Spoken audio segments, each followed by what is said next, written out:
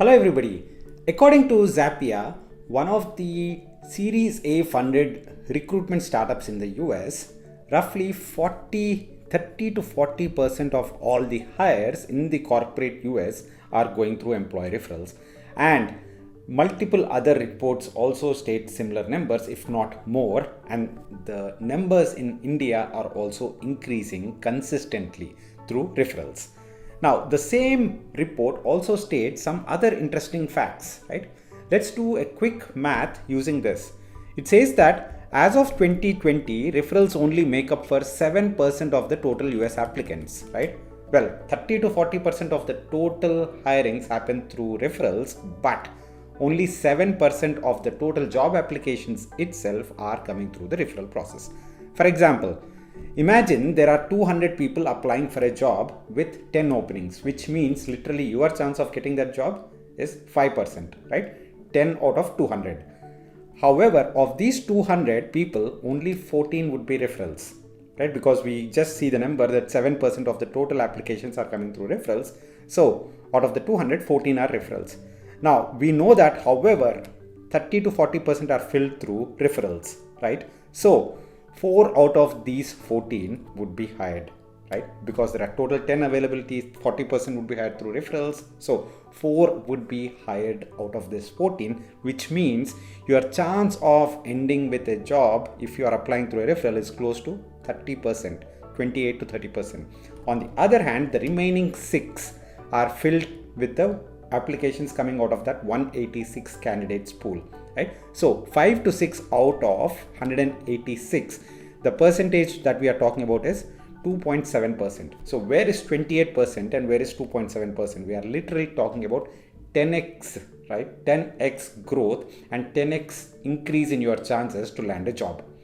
There are multiple articles by HBR which state the same thing, that hey, it's not about whether networking, whether getting a referral is important versus not. That debate is already over. What we are talking about is how do we get better at networking.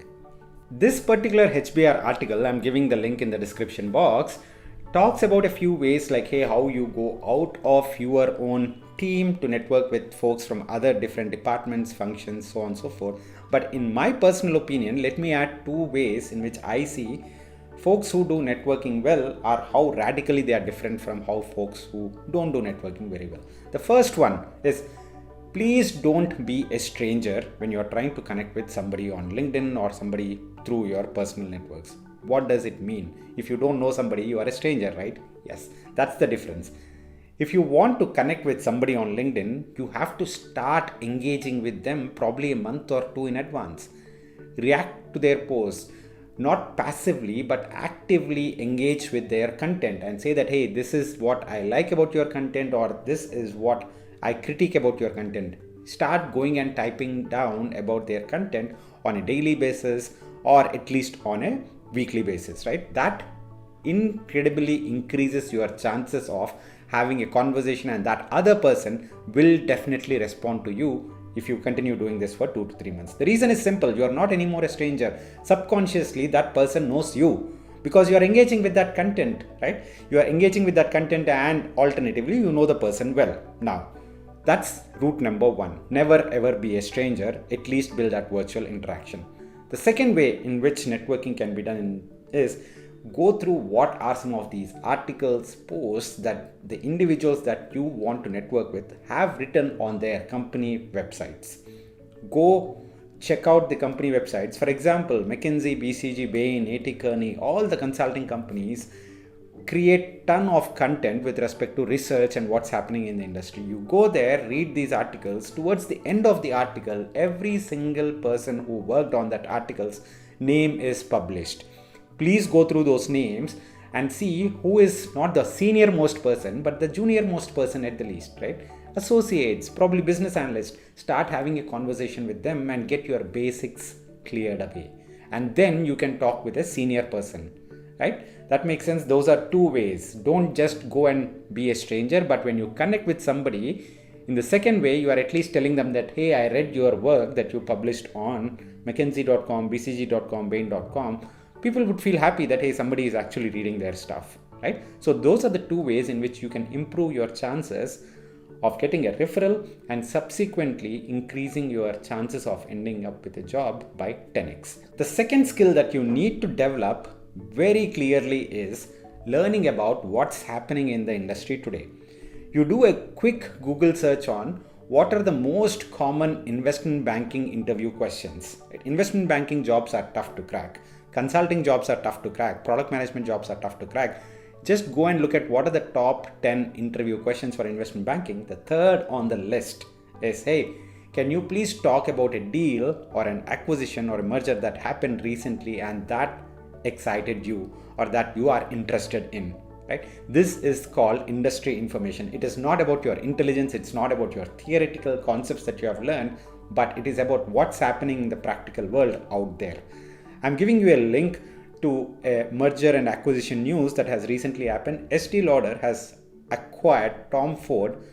That's one of the biggest acquisitions in the cosmetic space for $2.8 billion. Go read that news, and these are the kind of news articles that you need to keep reading. Right? Very clearly, I'm not making this up. You go Google top 10 interview questions in investment banking. The third on the list is what I'm speaking about. Right? I also have a playlist. You can go check out the playlist where I keep speaking about mergers and acquisitions. If you want me to talk more about them, please do let me know in the comments box. But if there is nobody looking at these videos, then I wouldn't make these kind of videos again, right? The second way is these industry related information is also important for you to crack consulting interviews.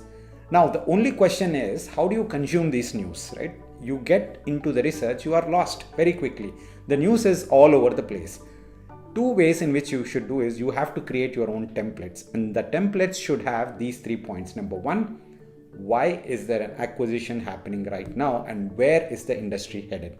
The second thing that you need to know is, hey, how are companies creating revenues? How are companies spending money? What are the revenue channels? What are the cost channels? And why is acquisition happening?